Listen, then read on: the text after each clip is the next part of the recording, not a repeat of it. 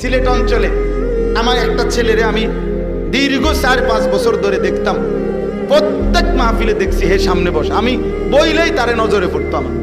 পরে একদিন আমি তারে ডাকছি, ডাইকে আমি বললাম তুমি কি করো?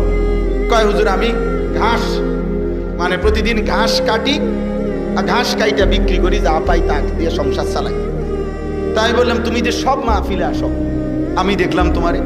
কয় হুজুর যখনই আমনের কোনো পোস্টার দেখি, কয় আমি তখন এই ঘাস কাটার টাকার থেকে একটু একটু টাকা জমাই, কয়টা টাকা জমাইয়া গাড়ি ভাড়া মিলাইয়া রাখি, আমনের ওয়াজ শুনতে যাও।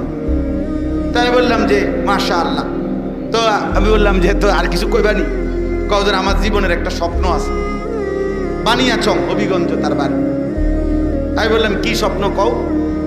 আমি 10 টাকা 50 টাকা করে জমাইতেছি, আল্লাহ যদি আমারে কোনোদিন তৌফিক দেয় আমি আমনেরে আমগা এলাকায় দাওয়াত দিয়ে নিয়ে ওয়াজ করাবো।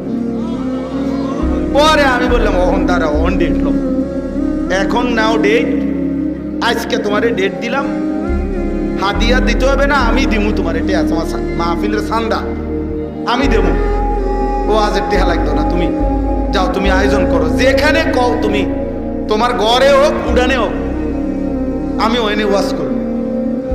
আমি বলছি আমি যাবো, ডেট দিলাম, যাও। আশ্চর্য, বানিয়াচং আমি গত বছর এই ছেলেটা তার দাওয়াতে আমি গেছি মাহফিলে, গিয়া দেখলাম বানিয়াচং বাংলাদেশের সবচেয়ে বড় গ্রাম, এটা জানেন? বাংলাদেশের সবচেয়ে বড় গ্রামের নাম হইল এই বানিয়াচং হবিগঞ্জ। এক গ্রাম এক উপজেলা। হ্যাঁ হ্যাঁ, এটা গ্রাম একটাই, একটা উপজেলা, বুঝছেন নি হুজুর? গিয়া দেখছি ওই গ্রামের মানে ওই উপজেলার সবচেয়ে বড় কলেজ হাই স্কুল মাঠ, যেটা বিশাল মাঠ, এই মাঠে এই ছেলে মাহফিল মানে আয়োজন করছে। আমি গিয়া দেখি একেবারে যদি কম হয় মানুষ 15-20 হাজার, স্টেজে যদি একেবারে না হয় হুজুর 300-400 হুজুর হইব। হুজুর খেলাফত মজলিসের যিনি কেন্দ্রীয় আমির, এই যে দেওয়ালঘড়ি মার্কার যে খেলাফত মজলিস, উনি বসা পাশে, ওনার বাড়িতে বানিয়েছে বড় বড় হুজুর সব। তাই বললাম কিরে কারবারটা কি তারে, কার মাহফিল এটা?